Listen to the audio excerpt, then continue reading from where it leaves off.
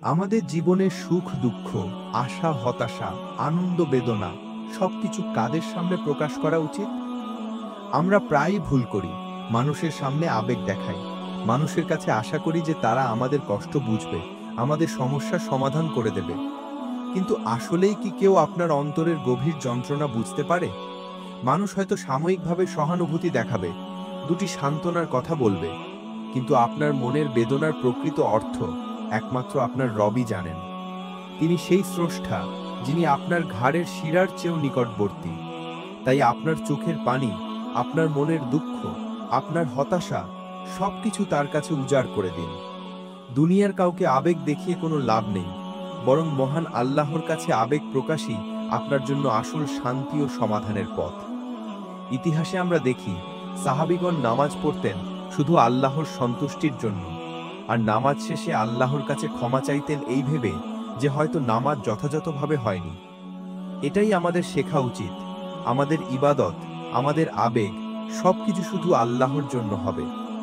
প্রিয় ভাই ও বোনেরা, দুনিয়ার দুশ্চিন্তা, কষ্ট বা হতাশা কোনোদিন মাদক, নেশা বা জুয়া দিয়ে দূর হবে না, বরং নামাজ, কোরআনের তিলাওয়াত, আল্লাহর জিকির আর সৎ কাজে ব্যস্ত থাকার মাধ্যমে দুশ্চিন্তা দূর হবে।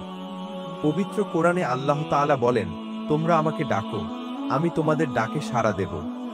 আমাদের অন্তর যদি আল্লাহর জিকিরে ব্যস্ত থাকে, তবে শয়তান তার ভেতরে প্রবেশ করতে পারবে না, হতাশা আমাদের ভাঙতে পারবে না। আজকের যুব সমাজের দিকে তাকালে দেখা যায় কত ভয়ঙ্কর বাস্তবতা।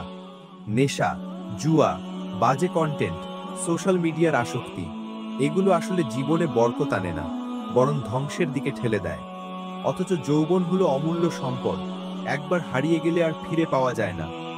রাসূলুল্লাহ সাল্লাল্লাহু আলাইহি ওয়াসাল্লাম বলেছেন, কিয়ামতের দিন বান্দাকে 5টি বিষয় জবাব দিতে হবে। তার একটি হলো যৌবন কিভাবে কাটিয়েছো। তাই আমাদের উচিত এই যৌবনকে কাজে লাগানো, নামাজ, কোরআন, জিকির এবং ইলম অর্জনে দায় করা। যখন একজন বান্দা আল্লাহর সাথে সম্পর্ক মজবুত করে, তখন আল্লাহর রহমত আর বরকত তার জীবনে নেমে আসে। সমস্যার সমাধান একের পর এক হয়ে যায়, আর সে নিজেই অনুভব করে আল্লাহ তাকে সাহায্য করছেন। তাহলে প্রশ্ন হলো, আমরা কি নেশা ও শয়তানের পথে যাব, নাকি নামাজ ও ইবাদতের পথে ফিরব? আমরা কি হতাশার কাছে আত্মসমর্পণ করব, নাকি আল্লাহর সামনে কান্না করে, দোয়া করে জীবনে নতুন আলো খুঁজে নেব? অবশ্যই দ্বিতীয় পথটাই আমাদের জন্য নিরাপদ, কল্যাণকর ও সফলতার পথ। তাই মনে রাখবেন, অতিরিক্ত আবেগ মানুষের সামনে দেখিয়ে কোনো লাভ নেই। আপনার আবেগের প্রকৃত ঠিকানা একমাত্র আপনার রব। তিনি সর্বশ্রেষ্ঠ পরিকল্পনাকারী, তিনি উত্তম জ্ঞানী। তিনি জানেন কোনটা আপনার জন্য ভালো, এমনকি তখনও যখন আপনি বুঝতে পারছেন না। ধৈর্য ধরুন, আশা রাখুন, আস্থা রাখুন এবং আপনার দুঃখ, আপনার হতাশা, আপনার স্বপ্ন সবকিছু তার হাতে ছেড়ে দিন। ইনশাআল্লাহ তিনি সঠিক সময়ে আপনার জীবনে সমাধান পাঠাবেন। আল্লাহ আমাদের সবাইকে কোরআন হাদিসের গভীর জ্ঞান অর্জনের তৌফিক দিন।